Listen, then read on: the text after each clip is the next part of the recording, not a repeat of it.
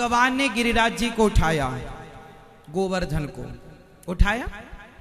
सबको पता है ये कहानी। कितने दिन तक उठाया? कितने दिन? 7 दिन 7 रात। कितने वर्ष के थे कन्हैया? 7 वर्ष के थे। 7 वर्ष के कन्हैया 7 दिन 7 रात तक गिरिराज जी उठाए रखे और 7 दिन 7 रात तक मूसलाधार पानी बरसता रहा। फिर क्या हुआ? ये कथा सबको पता है।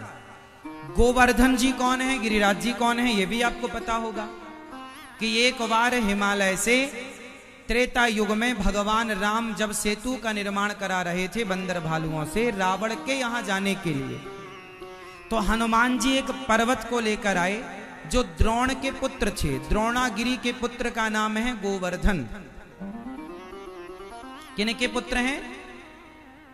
द्रोणागिरी के पुत्र हैं गोवर्धन। हनुमान जी गए और द्रोणागिरी से बोले तुम चलो, राम सेतु बन रहा है, अपना योगदान दो, सहयोग दो।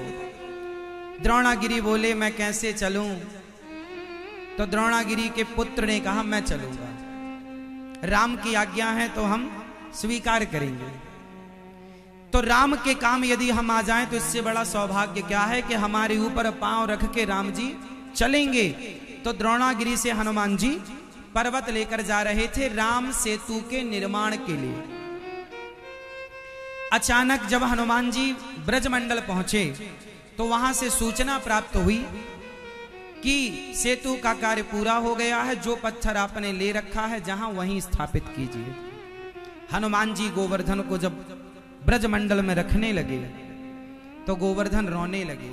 गिरिराज जी, हे हनुमान जी, आप कहकर लाए थे कि मैं राम के काम के लिए ले चल रहा हूं, आपने तो बीच में रख दिया। ना मैं राम का रहा ना परिवार का रहा, परिवार से अलग हो गया, मैं क्या करूं प्रभु। हनुमान जी ने राम जी से मानसिक प्रार्थना की, हे प्रभु ये आपका परम भक्त है, बताओ क्या आज्ञा है। राम जी बोले गोवर्धन से कहो कि वो वहीं रहें ब्रजमंडल में, मैं द्वापर में आऊंगा कृष्ण बनकर, तब मैं खुद उनकी सेवा करूंगा जो मेरी सेवा के लिए निकले हैं। त्रेता युग से इंतजार कर रहे हैं श्री गिरिराज जी, और द्वापर में भगवान इनकी तलहटी पर गैया चराते हैं, अपने चरणों को रखते हैं और रखते ही नहीं उठाते हैं। बोलिए गिरिराज धरण भगवान की। ये तो हुई एक चर्चा। अब ये सबको पता है कि भगवान ने गोवर्धन उठाया, इसके पीछे का अब कारण मुझे बताओ, भगवान ने गोवर्धन क्यों उठाया? कथा सबको पता है, मैं रहस्य बताऊंगा। गोवर्धन उठाया ये बात सबको पता है, क्यों उठाया बताओ? क्यों उठाया? क्यों? इंद्र पानी बरसा रहे थे इसलिए? ये तो आपको पता है कि पानी बरस रहा था तो गोवर्धन। आपके लिए मैसेज क्या है, आपके लिए सीख क्या है उस कहानी से, उस कथा से? आपके लिए शिक्षा ये है कि भगवान ने पहाड़ को उठाया, मतलब समाज को शिक्षा दी कि आप अपनी प्राकृतिक सौंदर्यता को बनाए रखिएगा। पहाड़ों का आज दोहन हो रहा है या नहीं?